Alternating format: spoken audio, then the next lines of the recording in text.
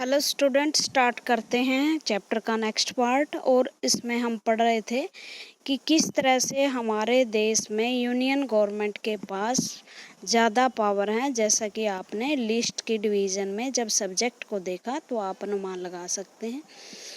और पार्लियामेंट जो है वैसे तो भारत के संविधान के हर पार्ट में चेंज कर सकती है, बट जैसे ही फेडरल सिस्टम में चेंज करना है तो 2/3 मेजॉरिटी की ज़रूरत होती है।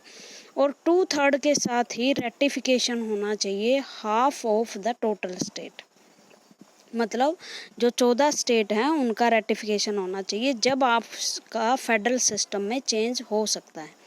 उसके बाद जुडिशरी बहुत महत्वपूर्ण रोल अदा करती है कि दोनों के बीच में जब झगड़ा उत्पन्न हो जाए किसी बात को लेकर, वो सीधे मामले सुप्रीम कोर्ट में जाते हैं। The judiciary play an important role in overseeing the implementation of the constitutional provision and procedure in case of any dispute. Judiciary ये देखती है कि क्या ये इम्प्लीमेंटेशन फेडरेशन का वो सही है। जैसे इंदिरा गांधी के टाइम बहुत सारी ऐसी भारत में के संविधान में परिवर्तन करने की कोशिश की गई जिससे सेंट्रल गवर्नमेंट को ज़्यादा पावर मिले, तो हमारे सुप्रीम कोर्ट ने वो सारे फैसले रद्द कर दिए थे बाद में। क्योंकि इंटरप्रिटेशन करने की लास्ट पावर हमारे देश में, संविधान को इंटरप्रिटेशन करने की लास्ट पावर जुडिशरी के पास है। और अगर वो कहती है कि ये चीज़ें कॉन्स्टिट्यूशन के अनुसार नहीं हैं, तो जुडिशरी उनको क्या कर सकती है, जुडिशियल रिव्यू के द्वारा उन्हें रद्द कर सकती है। और अगर दोनों में कोई डिस्प्यूट है, in case of dispute about the division of power के बारे में, the high courts and the supreme court make decision. तो हाई कोर्ट और सुप्रीम कोर्ट डिसीजन लेते हैं। The union and state government have the power to raise resources levying tax in order to carry on the. और इस तरह से union और state government अपने रिसोर्सेज को बढ़ाने के लिए टैक्स लगा सकती है, नए टैक्स लगा सकती है। लेकिन ज़्यादा से ज़्यादा जो फाइनेंशियल बंटवारा है भारत में, ये ध्यान रखना, फाइनेंशियल जो मामले हैं टैक्स लगाने का काम है वो ज़्यादातर हमारे यहाँ सेंट्रल गवर्नमेंट करती है। और बहुत सारा रिसोर्सेज, बहुत सारी इनकम देश की सेंट्रल गवर्नमेंट के पास चली जाती है। और अंत में जो सेंट्रल गवर्नमेंट है वो डिस्ट्रीब्यूट करती है पैसे जो स्टेट गवर्नमेंट है उनके बीच में। और कई बार स्टेट गवर्नमेंट जो है वो नाराज़ रहती है सेंट्रल गवर्नमेंट से कि हमें आपको ज़्यादा पैसे नहीं देते, और इस वजह से उनकी फाइनेंशियल हालत कमज़ोर रहती है। जैसे आपने कई बार देखा होगा, अगर मान लो अभी बीजेपी की सरकार है सेंट्रल गवर्नमेंट, तो वो सेंट्रल गवर्नमेंट जो बीजेपी की, जहाँ स्टेट गवर्नमेंट भी बीजेपी की, वो ज़्यादा से ज़्यादा पैसे देती है ताकि उनकी पार्टी की जो सरकार है वो अच्छे ढंग से काम कर सके और दूसरी पार्टियों की सरकार कम काम कर सके। ठीक है, तो इस वजह से listen to 1 national and 1 regional news bulletin broadcast by All India Radio daily. और आप ये प्रोजेक्ट है कर सकते हो, नेशनल एंड रीजनल रेडियो से आप समाचार सुन सकते हो। वो मैटर, वो आइटम जो न्यूज़ के सेंट्रल गवर्नमेंट से रिलेटेड है या स्टेट गवर्नमेंट से रिलेटेड है या दोनों से रिलेटेड है, वो न्यूज़ आप कलेक्ट कर सकते हो। उसके बाद ये केस बताया है। कई ये चीज़ें हमारी पढ़नी ज़रूरी क्यों है, क्योंकि इनमें से आपके स्मॉल जो वेरी शॉर्ट आंसर क्वेश्चन है वो दे देता है एग्जामिनर। पोखरण एक जगह है राजस्थान के जैसलमेर में, और वहाँ पर भारत की सरकार ने न्यूक्लियर टेस्ट ऑर्गेनाइज किए एक पहली बार 1974 में, जब इंदिरा गांधी हमारे देश की प्रधानमंत्री थी। और रिसेंटली प्रधानमंत्री अटल बिहारी वाजपेयी के में 1998 में हमने पोखरण में न्यूक्लियर विस्फोट करे। पोखरण ही क्यों जगह चुनी, क्योंकि पोखरण में रेगिस्तान है, और रेगिस्तान के में धूल होती है तो हमें छुपाना होता है। जब हम किसी से हम न्यूक्लियर टेस्ट करते हैं तो बड़ी बड़ी जो यूरोपियन शक्ति थी, अमेरिका था, उनकी नज़र भारत पे थी कि कहीं ये न्यूक्लियर टेस्ट ना करे, क्योंकि बहुत सारी ऐसी इंटरनेशनल संधियां थी जो ये रोक लगाती थी। भारत की सरकार टेस्ट करके ही न्यूक्लियर परमाणु हथियारों का टेस्ट करके ही ये बताना चाहती थी कि संसार में हम भी परमाणु शक्ति संपन्न देश हैं। तो इस वजह से पोखरान में जब टेस्ट कंडक्ट किए, राजस्थान की सरकार को क्या, भारत के रक्षा मंत्री को तक नहीं पता था। एक प्रधानमंत्री अटल बिहारी वाजपेयी और एक उसके सुरक्षा सलाहकार ब्रजेश मिश्र और तीसरे थे आपके अब्दुल कलाम, जो बाद में भारत के राष्ट्रपति बने। इन 3 व्यक्तियों ने रातों रात किस तरह से वहाँ सामान पहुँचाया, किस तरह से अमेरिका के सैटेलाइट जो ऊपर घूमते हैं 3 घंटे में हमारे देश पर आते हैं, उन 3 घंटों के बीच में वो न्यूक्लियर टेस्ट किए और वो बिल्कुल गोपनीय था। तो राजस्थान की सरकार ये नहीं कह सकती कि सेंट्रल गवर्नमेंट हमारे यहाँ न्यूक्लियर टेस्ट नहीं कर सकती।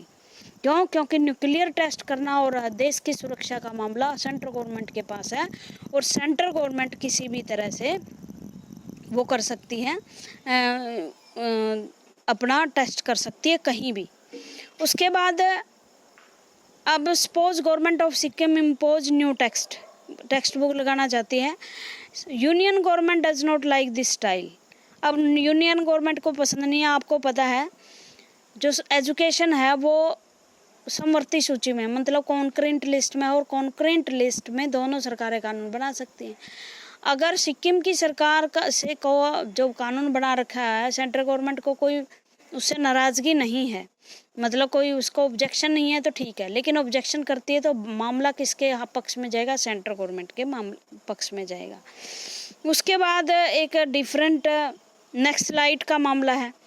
नक्सलाइट का मामला में प्राइम मिनिस्टर इंटरवेंशन कर सकता है, लेकिन नक्सलाइट के मामले को कई बार क्या माना जाता है कि ये पीस एंड ऑर्डर का मामला है, और पीस एंड ऑर्डर का मामला लोकल पुलिस का काम है, राज्य की सरकारों का। लेकिन नक्सलाइट के लिए भारत में सीआरपीएफ भेजी जाती है, क्योंकि ये नेशनल मुद्दा है और ये कई राज्यों में फैला हुआ, 9 राज्यों में लगभग नक्सली फैले हुए हैं हमारे देश में, जो मतलब अमीर लोगों को मारते हैं या इंडियन जो गवर्नमेंट ऑफिशियल उन पर हमले करते हैं और समझते हैं कि उनकी गरीबी का कारण जो है वो गवर्नमेंट है। ठीक है, तो इस तरह से ये मैप दिखाया गया है भारत का। और उसके बाद आगे हम चलते हैं। How is federalism practise? Bharat में फेडरलिज्म किस तरह से काम करता है? भारत में फेडरलिज्म के लिए सबसे पहले तो यही है कि कॉन्स्टिट्यूशन बनाया गया है। कॉन्स्टिट्यूशन में प्रोविज़न है हमारे यहाँ। Constitutional provision are necessary for the success of federalism but these are not sufficient. Constitution में लिख देना ज़रूरी नहीं होता, सरकारें उनका पालन करें, इम्प्लीमेंट सही ढंग से हो, जुडिशरी के पास पावर हो, तभी ये चीज़ सही ढंग से रन करती हैं। If the federal experiment has succeeded in India, it is not merely because of clearly laid our constitutional provision. अगर भारत में संघ मतलब सक्सेस है तो इसका मतलब सिर्फ यही नहीं है कि कॉन्स्टिट्यूशनल प्रोविजन है इसलिए। The real success of federalism in India can be attribute to the nature of the democratic politics in our country. ये इसलिए है क्योंकि हमारे देश में लोगों का नेचर या हमारी पॉलिटिक्स डेमोक्रेटिक है, लोकतंत्र हमारे देश में। This ensured that the spirit of federalism, respect our diversity and desire for living together become shared idea. और इस वजह से लोगों की डाइवर्सिटी को बचाते हुए, लोगों की भिन्नता, धर्म, जाति, भाषा, क्षेत्र, कल्चर, इनकी भिन्नता को बनाए रखते हुए भी देश में एकता में अनेकता स्थापित भारत के संविधान में की गई है। भारत में हर व्यक्ति की आइडेंटिटी को रिस्पेक्ट की गई है, उसकी आइडेंटिटी को ख़त्म करने की कोशिश नहीं की कि ये बांग्ला भाषा बोलते हैं और बांग्ला नहीं बोलोगे और अब हिंदी बोलोगे सारे, ये नहीं है। और फेडरलिज्म भी काफ़ी हद तक कल्चर और भाषा पे ही डिपेंड करता है। हमारे देश में बहुत सारी स्टेट ऐसी बनी है जो भाषा के आधार पर बनी है। हरियाणा से पंजाब अलग हुआ भाषा के आधार पर, आंध्र प्रदेश से तमिलनाडु से आंध्रा अलग हुआ, मराठी और गुजराती के नाम पर बॉम्बे स्टेट से गुजरात और महाराष्ट्र अलग हुआ। तो इस तरह से हमारे देश में लैंग्वेज की आइडेंटिटी को ख़त्म नहीं किया, आप अपनी भाषा बोल सकते हो, इसलिए हमारा फेडरल सिस्टम भी काम कर रहा है। Okay, shared idea in our country. Let us look at some of the major way in which this happened. किस तरह से हमारा संविधान या हमारी जो है फेडरलिज्म काम करता है। लिंग्विस्टिक स्टेट, मैंने अभी ऊपर जस्ट बताया है कि भाषा के आधार पर भाषाई राज्य कैसे बने।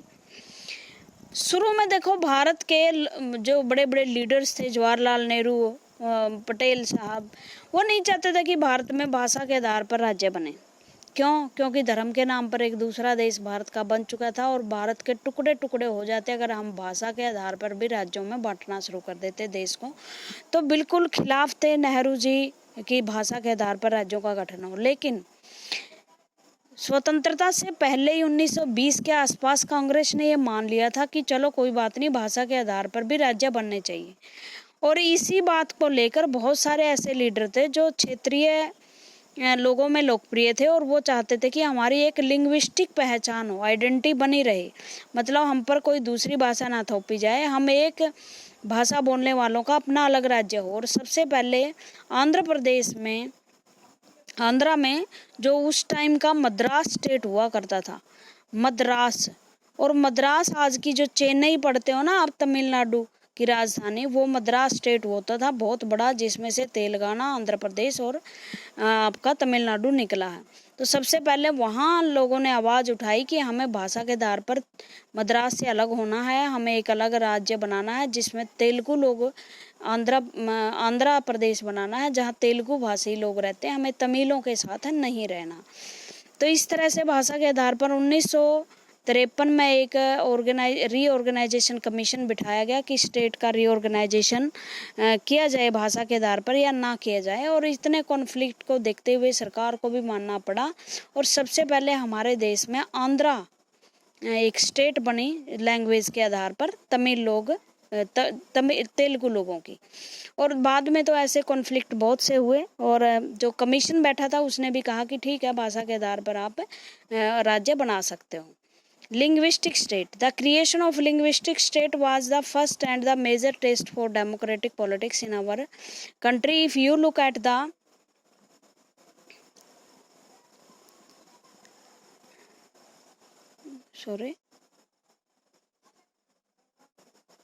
If you look at the political map of India, political map पे इंडिया पे देखोगे, when it began its journey as a democracy, 1947 में जब भारत आज़ाद हुआ, 1917 तक यू देखोगे कि 14 स्टेट थी उस टाइम, तो सिर्फ 14, और आज कितनी हो गई हैं? 28।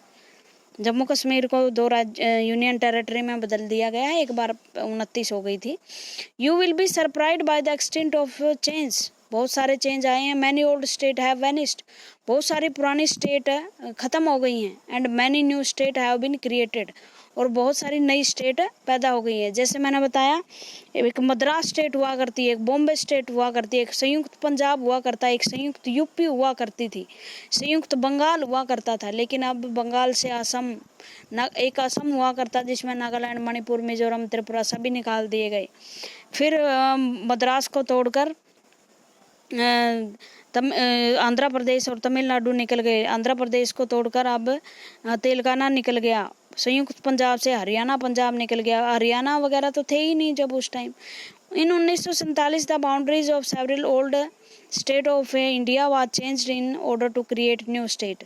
अब बाउंड्री चेंज हो गई हैं, नई स्टेट निकल आई हैं। जैसे एक यूपी होता था, यूपी से क्या निकाल दी? उत्तराखंड निकाल दिया।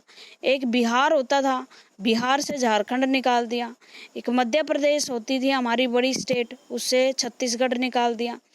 इसी तरह से जो मैंने नाम लिए थे पीछे, वो भी इसी तरह से निकाले गए। मतलब पहले वाले 1947 में जो राज्य थे वो अब नहीं हैं, नए नए राज्य हमने बना दिए हैं।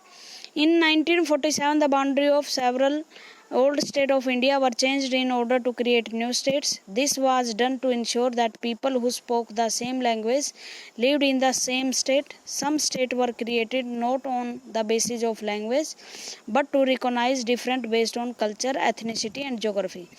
और जो स्टेट के लोग थे वो न केवल भाषा के आधार पर जुड़े हुए थे, बल्कि कुछ स्टेट तो भाषा के आधार पर नहीं बनी, कुछ मैंने ऊपर बताई वो बनी, लेकिन कुछ बनी कल्चर के आधार पर, ज्योग्राफी के आधार पर, एथनिसिटी, नस्ल के आधार पर। और इसमें से जिस तरह जो एथनिसिटी या कल्चर के आधार पर बनी वो स्टेट थी नागालैंड, उत्तराखंड और झारखंड। मैंने ये बता दिया वो किस में से निकली हैं। उसके बाद when the demand for the new formation of state on the basis of language was raised, जैसे हमारे देश में भाषा के आधार पर नई राज्यों का डिमांड शुरू हुई, some national leader feared that it would lead to the disintegration of the country। बहुत सारे जो हमारे लीडर थे जैसे नेहरू वगैरह, वो समझते थे कि इससे देश के टुकड़े टुकड़े हो जाएंगे। The central government resist linguistic state for some time, और सेंट्रल गवर्नमेंट जिसके हेड नेहरू थे, गृह मंत्री या उप प्रधानमंत्री हमारे सरदार जी थे, सरदार पटेल जी थे, वो नहीं चाहते थे कि जो स्टेट है वो लिंग्विस्टिक आधार पर बने। वो विरोध करते रहे कि नहीं, भाषा के आधार पर हम आपको नए राज्य नहीं बना के देंगे।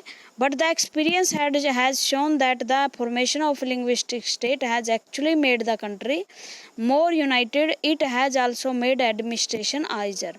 लेकिन बाद में उनको एक्सपीरियंस हुआ कि नई स्टेट अगर बनाएंगे तो उससे क्या होगा, न केवल वो देश एक रहेगा बल्कि एडमिनिस्ट्रेशन के हिसाब से भी वो सही साबित होंगे, उनका विकास सही ढंग से हो सकता है। कई बार ये माना जाता है कि बड़ी स्टेट का विकास इतनी जल्दी नहीं होता जितनी छोटी स्टेट्स का होता है। जैसे हरियाणा 1966 में अलग हुआ तो हरियाणा का डेवलपमेंट एक अचंबा बन गया लोगों के लिए कि इतने कम समय में इतनी छोटी सी स्टेट ने कैसे अपना डेवलपमेंट कर लिया। छोटी स्टेट का डेवलपमेंट आसानी से हो जाता है। अच्छा, लैंग्वेज पॉलिसी क्या है, ये सारी बातें चली पड़ी है तो हम बता देते हैं।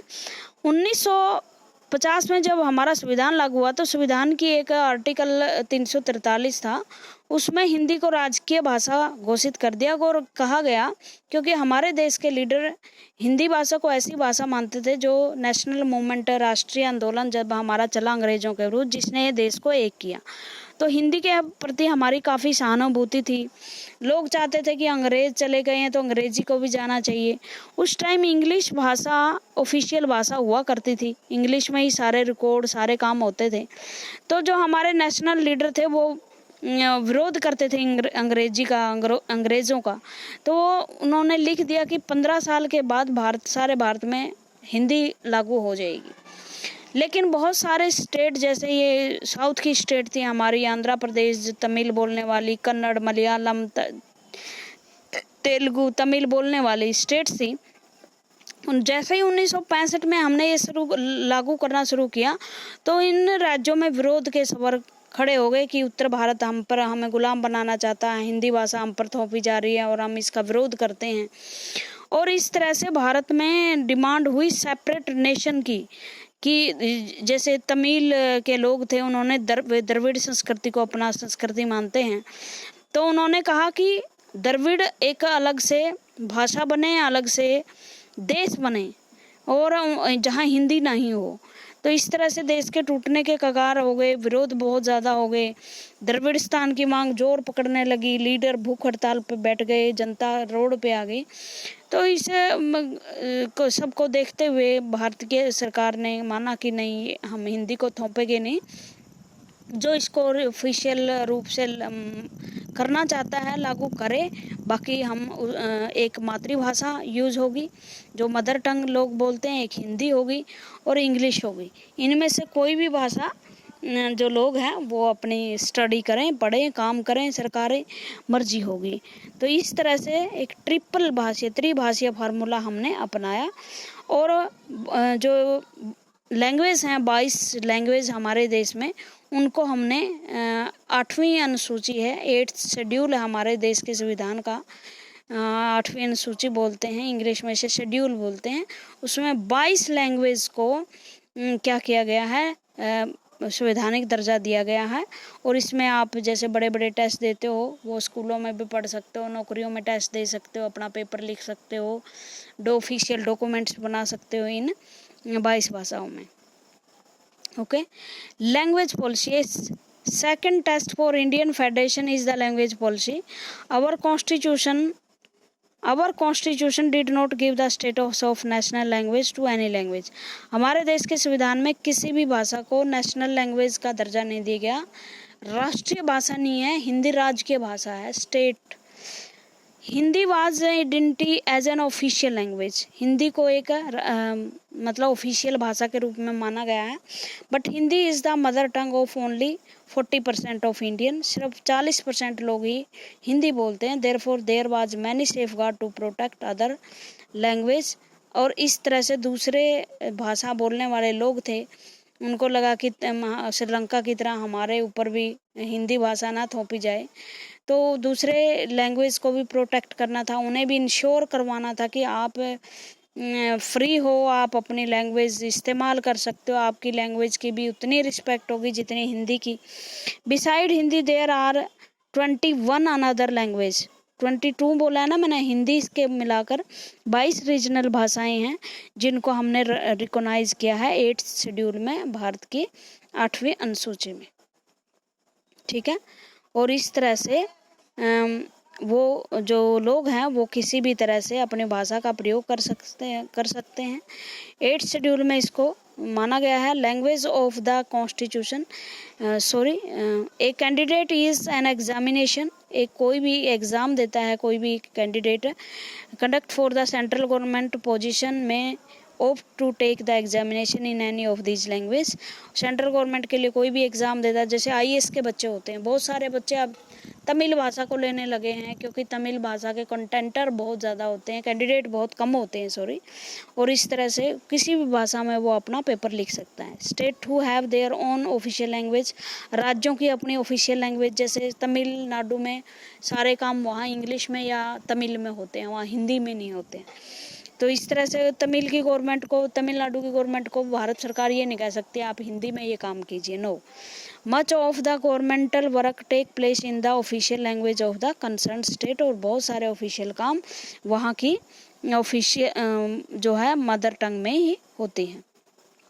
अनलाइक श्रीलंका की तरह नहीं, the leader of our country adopt एक various questions attitude in spreading the use of Hindi according to the, मतलब श्रीलंका में तो क्या लीडर्स ने दूसरी भाषाओं को दबाकर तमिल को ज़्यादा प्रेफरेंस दे दी, लेकिन भारत के लोगों ने, भारत के जो नेता उन्होंने इस तरह से हिंदी को स्प्रेड नहीं किया कि दूसरे भाषाओं को दबाया जाए। दूसरे भाषाओं के साथ साथ हिंदी का प्रचलन हुआ और अब तो आप देखते हो हर जगह हिंदी बोली जाती है, समझी जाती है। दक्षिण में भी आप जाओगे तो वहाँ बड़ी आसानी से बोली जाती है Hindi. Of English Hindi according to the constitution के अनुसार the use of English for optical subject purpose official purpose was to be stop in 1962। ये सारी कहानी मैं बता चुकी हूँ कि इंग्लिश को रिप्लेस कर दिया जाएगा, सारे काम हिंदी में हो गए 15 साल के बाद, और 15 साल हो गए थे 1950 से 1965 में। लेकिन फिर दक्षिण के जो राज्य थे उन्होंने विरोध किया और सेंट्रल गवर्नमेंट को ये अपना फैसला वापस लेना पड़ा। However, many non-Hindi speaking states demanded that the use of English continue. In Tamil Nadu, this movement took a violent form. और इंग्लिश का बहुत ज़्यादा विरोध हिंदी का बहुत ज़्यादा विरोध हुआ। वो चाहते थे कि इंग्लिश ही कंटिन्यू रहे, और तमिलनाडु में तो ये बहुत ज़्यादा हिंसा का रूप धारण कर लिया था, हिंसक हो गई थी डिमांड, मतलब लोग मार काट पे उतारू हो गए थे। Central government responded by agreeing to continue the use of English. Central government मान गई कि कोई बात नहीं, आप इंग्लिश का यूज़ किए लेकिन साथ साथ में हिंदी को भी आप यूज़ कर सकते हैं।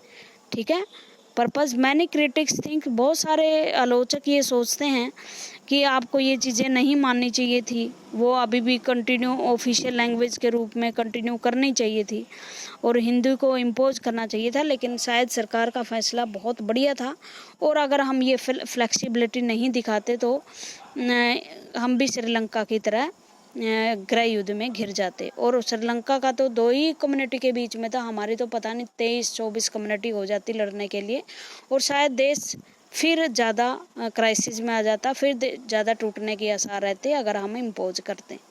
आज के लिए इतना ही। Thank you very much.